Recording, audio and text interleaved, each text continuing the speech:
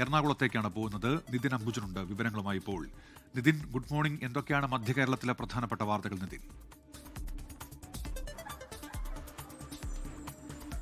Unmesh, good morning. മധ്യകേരളത്തിലെ ത്രിതല പഞ്ചായത്തിലേക്കുള്ള അധ്യക്ഷ തെരഞ്ഞെടുപ്പിനെയാണ് പ്രധാനപ്പെട്ട വാർത്ത. അതിൽ തന്നെ എറണാകുളത്തെ ജില്ലയെ സംബന്ധിച്ചാണെങ്കിൽ വലിയ ആശങ്ക UDF-നെ സംബന്ധിച്ചില്ല. ജില്ലാ പഞ്ചായത്തിലും അതോടൊപ്പം തന്നെ ബ്ലോക്ക് പഞ്ചായത്തിലും വ്യക്തമായ മേൽക്കൈ, ഗ്രാമപഞ്ചായത്തിൽ ഉൾപ്പെടെ വ്യക്തമായ മേൽക്കൈ UDF-നുണ്ട്. അവിടെ ഇപ്പോൾ ജില്ലാ പഞ്ചായത്തിൽ KG രാധാകൃഷ്ണൻ, പാമ്പക്കോട് ഡിവിഷനിൽ KG രാധാകൃഷ്ണനെയാണ് UDF സ്ഥാനാർത്ഥിയായി പ്രഖ്യാപിച്ചിരിക്കുന്നത്. അതോടൊപ്പം തന്നെ എടുത്തു പറയേണ്ട, പക്ഷേ ചിലയിടങ്ങളിൽ ചില ത്രിതല പഞ്ചായത്തുകളൊക്കെ തന്നെ സ്വതന്ത്രയുടെ നിലപാട് നിർണായകമാകും എന്നത് ഏറെ ശ്രദ്ധേയമാണ്.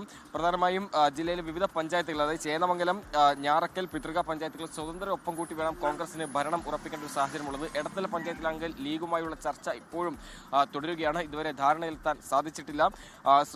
ഏറ്റവും പ്രധാനപ്പെട്ടാലും ഈ എടത്തല ബ്ലോക്ക് പഞ്ചായത്തിലാണ് നേരെ സൂചിപ്പിച്ചത് മുസ്ലിം ലീഗുമായുള്ള ചർച്ചകൾ ഇപ്പോഴും തുടരുകയാണ്. ജില്ലയിലെ ആകെയുള്ള 14 ബ്ലോക്ക് പഞ്ചായത്തിൽ 12 UDF-ന് വ്യക്തമായ മേൽക്കൈയുണ്ട്. 2 LDF-നുള്ളത്.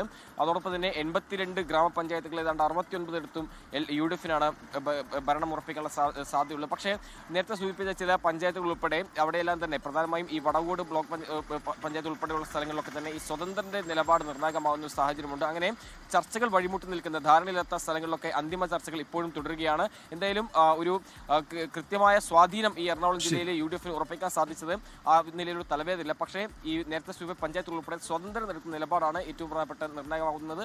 അതോടൊപ്പം CPM ധാരണയിലെത്താത്ത പഞ്ചായത്തുകളിൽ ഇപ്പോഴും ചർച്ചകൾ തുടരുന്നത്. അവസാനവട്ട ചർച്ചകൾ പുരോഗമിക്കുകയാണ്. 10 തന്നെ തെരഞ്ഞെടുപ്പ് ആരംഭിക്കും. അതിന് മുന്നോടിയായി തന്നെ ഈ CPM-നാണെങ്കിൽ നിലവിൽ കിട്ടിയ പഞ്ചായത്തുകൾ അത് ഭരണം ഉറപ്പിക്കാനുള്ള ഒരു നീക്കം അവരുടെ ഭാഗത്തുനിന്നും നടക്കുന്നുണ്ട്. നിതിൻ അംബുജനാണ് വിവരങ്ങൾ നൽകിയത്.